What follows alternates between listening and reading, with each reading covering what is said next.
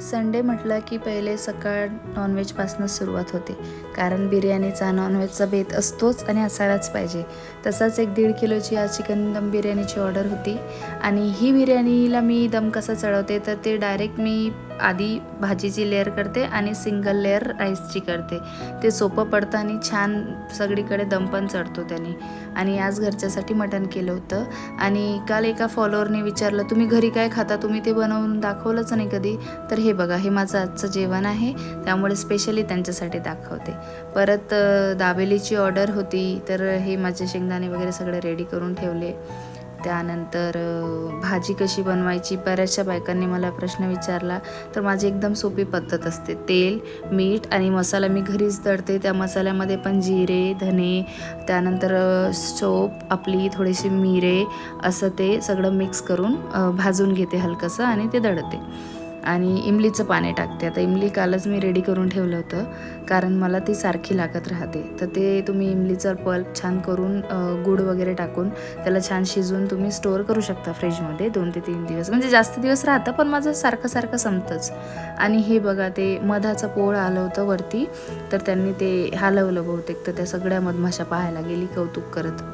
ते झालं. मस्त भाजी शिजवून ठेवली, कारण या भाजीला गार करायला पण वेळ लागतो शांततेत. आता उन्हाळा आहे ना, त्यामुळे मला लवकरात लवकर असं पटकन गार नाही होत त्यामुळे मला तसं स्टेबल करायला ठेवावंच लागतं. नंतर माऊचं जेवण, मुलांचा अभ्यास. बऱ्याचशा लोकांचे प्रश्न असतात, तू कामच करत राहते तर मुलांचं कसं करते मॅनेज होतं केल्याने.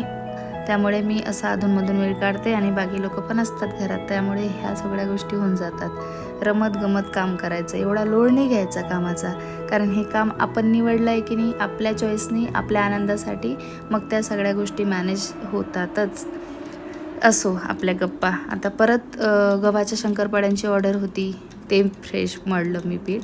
आणि नानखटाईची पण ऑर्डर होती, ते झालं. परत नानखटाई ठेवली बनवायला.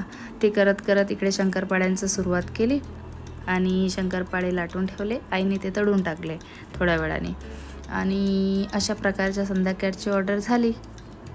आता गव्हाचे गुळाचे शंकरपाळे कसे करतात, तर त्यालाही आपली सिंपल मेथड आहे. गव्हाचं पीठ घ्यायचं, गूळ घ्यायचं, तुपाचं त्याला मोहन टाकायचं आणि त्यानंतर कमी आचेवर छान तळायचे, तेलात तळायचे.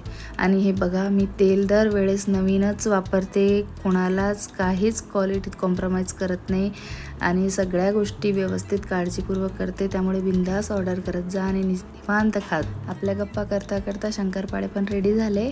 आणि नंतर दाबेलीचं जी भाजी बनवून ठेवली होती ती छान गार झाली. त्यानंतर त्यात मस्त शेंगदाणे वगैरे सगळं रेडी करून ठेवलं आणि मग फ्राईड राईसची तयारी केली. ही फ्राईड राईसची पण संध्याकाळी ऑर्डर होती. त्यांना फ्राईड राईस, दाबेली, फ्राईज असा कॉम्बो पाहिजे होता. तर पटापट इकडे हेल्परला दाबेली भरायला लावली आणि मी फ्राईड राईस रेडी केला. तोवर अधूनमधून आपले चिप्सचे सनराईज प्रोडक्ट तर तुम्हाला माहितीच आहे, त्या सगळ्यांची ऑर्डर्स होत्या. आणि फराळांच्या ऑर्डर्स होत्या, त्या पॅक केल्या.